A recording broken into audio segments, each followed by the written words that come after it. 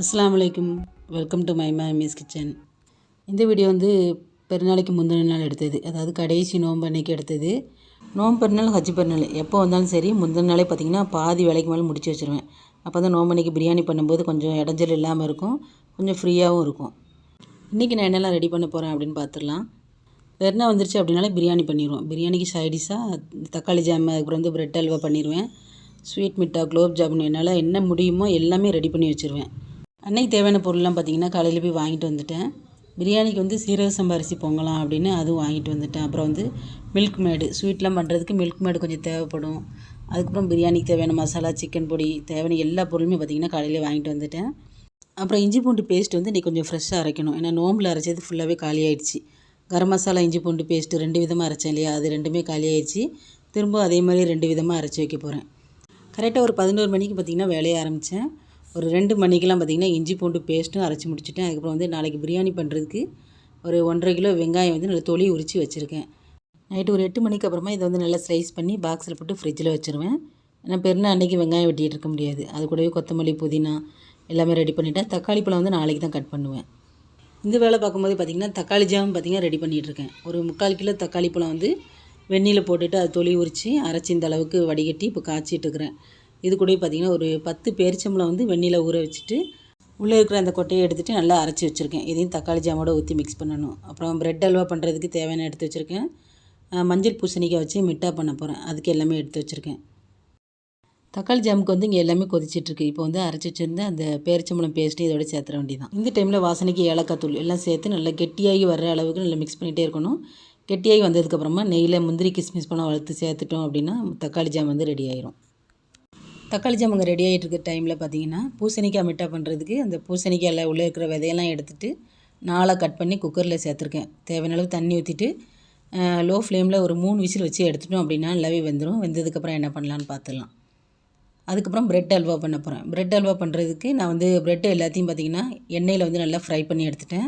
இந்த பிரெட் அல்வா எப்படி பண்ணேன் அப்படின்னு பார்த்திங்கன்னா ஒரு 1/4 லிட்டர் அளவுக்கு பால் ஊற்றிட்டு தேவையான அளவு தண்ணி எல்லாம் நல்லா கொதித்ததும் ஃப்ரை பண்ண ப்ரெட்டையும் போட்டு நல்லா கலந்து விடணும். அதுக்கப்புறமா பிரெட் அல்வாக்கு வந்து இனிப்புக்கு வந்து எப்போவுமே சீனி சேர்ப்பேன். இந்த தடவை வந்து ஒரு 1/2 கப் அளவுக்கு நாட்டு சக்கரை சேர்த்துருக்கேன். ஏதாவது ஒரு ஸ்வீட்டில் வந்து நாட்டு சக்கரை சேர்த்து பண்ணுங்க அப்படின்னா என் பொண்ணு, அதனால் நாட்டு சக்கரை சேர்த்துருக்கேன். அப்புறம் மில்க் மேடு. கடைசியாக இனிப்பு கொஞ்சம் தேவைப்பட்டுச்சு அப்படின்னா மறுபடியும் நம்ம வந்து சீனி சேர்த்துக்கலாம். இது நல்லா மிக்ஸ் பண்ணிகிட்டே இருக்கணும். இந்த ப்ரெட்டோடைய பச்சை ஸ்மெல்லு போய் கலர் நல்லாவே மாறணும். அதுக்கப்புறமா வந்து இனிப்பு இல்லாத கவ்வா இருக்குது பார்த்திங்களா, அது ஒரு 50 கிராம் அளவு சேர்த்து இந்த அளவு நல்லா கெட்டியாக கிண்டிகிட்டே இருக்கணும். கொஞ்சம் கொஞ்சமாக பார்த்திங்கன்னா எண்ணெய் பிரிஞ்சு வந்துடும். ஏன்னா ப்ரெட்டை வந்து நம்ம எண்ணெயில் ஃப்ரை பண்ணியிருக்கனால நிறைய எண்ணெய் பிரிஞ்சு வர ஆரம்பிச்சிடும். ஸோ அங்கே அது ரெடி ஆகிட்டு இருக்கும்போது நம்மளுக்கு வந்து பூசணிக்காய் வந்து வேக வச்சிடணும். அது எப்படி இருக்குன்னு பார்க்கலாம். பூசணிக்காய் நல்லாவே வெந்துருச்சு. தண்ணி எல்லாம் வடித்ததுக்கப்புறமா ஆறுனதுக்கப்புறம் மேலே உள்ள தொலியை அப்படியே எடுத்துடணும். எடுத்துகிட்டு கட்டி இல்லாத அளவுக்கு நல்லாவே மசித்து எடுத்துக்கிறேன். நல்லா மசித்ததுக்கப்புறமா இது வந்து ஒரு கடாயில் போட்டுட்டு கொஞ்சமாக நெய் ஊற்றணும். நெய் ஊற்றி இது பச்சை வாசனை போகிற அளவுக்கு நல்லா மிக்ஸ் பண்ணிகிட்டே இருக்கணும். ஏன்னா வேக வச்சதுனால அதில் வந்து பச்சை வாசனை அப்படியே தான் இருக்கும். அதனால் ஒரு 10 நிமிஷத்துக்கு நம்ம நெய்யில் அப்படியே வதக்கிக்கிட்டே இருந்தோம் அப்படின்னா பூசணிக்காயோட பச்சை ஸ்மெல் போயிடும், கலர் கொஞ்சம் மாறிடும். அதுக்கப்புறமா இதில் வந்து நம்ம வந்து கவ்வா சேர்க்கணும். நான் வந்து ஒரு 50 கிராம் அளவுக்கு கவ்வா சேர்த்துருக்கேன். 50 கிராம் அப்படி இல்லைன்னா 100 கிராம் அளவு கூட சேர்க்கலாம். கவ்வா அப்படின்னா அந்த பால்கோவா இருக்குது பார்த்திங்கன்னா, பால்கோவா வந்து இனிப்பாக இருக்கும். இது இனிப்பு இல்லாத கோவா, அதை வந்து சேர்த்துருக்கேன். அப்போ தான் பார்த்திங்கன்னா டேஸ்ட்டு ரொம்பவே நல்லாயிருக்கும். இதுக்கு முன்னாடிலாம் நோம்பு பண்ண ஹஜ் பண்ண நாளைக்கெலாம் நான் வந்து சீரக சம்பா அரிசியில் தான் மிட்டா வந்து ரெடி பண்ணிகிட்டு இருந்தேன். அதுக்கப்புறம் இந்த பூசணிக்காய் மிட்டா வந்து இந்த நோம்புக்கு முன்னாடி ஒரு ட்ரை பண்ணி பார்த்தா ரொம்ப நல்லா இருந்துச்சு. அதனால் இனி பூசணிக்காயிலே மிட்டா ரெடி பண்ணிடலாம் அப்படின்னு தான் இன்றைக்கி இதை ட்ரை பண்ணி பார்த்தது. ரொம்பவே நல்லா இருந்தது. இப்போ வந்து அந்த கவ்வை நல்லா வதங்கினதுக்கப்புறமா ஏலக்காய் தூள், நெய்யில் வந்து முந்திரி, பாதாம் வறுத்து சேர்த்துட்டேன்.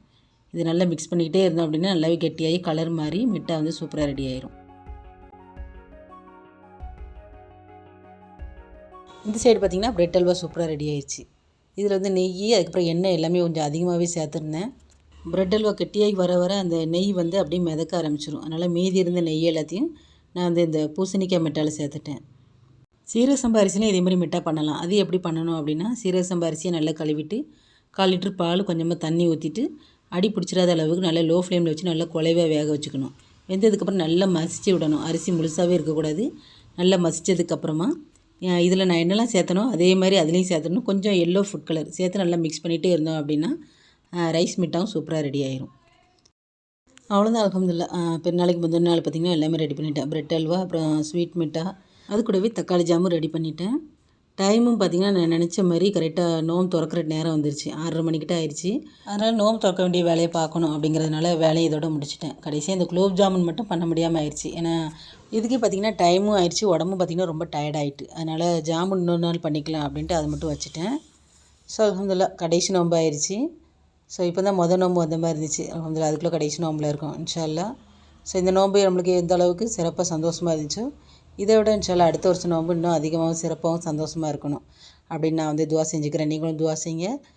இதுக்கப்புறம் எடுத்த வீடியோ எல்லாமே பார்த்திங்கன்னா இன்ஷா அல்லாஹ் பெருநாள் விலாகோட நான் வந்து ஷேர் பண்ணுறேன். வீடியோ உங்களுக்கு பிடிச்சிருச்சுன்னா லைக் பண்ணிட்டு சேனலை சப்ஸ்கிரைப் பண்ணி வச்சுக்கோங்க. இன்ஷா அல்லாஹ் நெக்ஸ்ட் வீடியோவில் பார்க்கலாம்.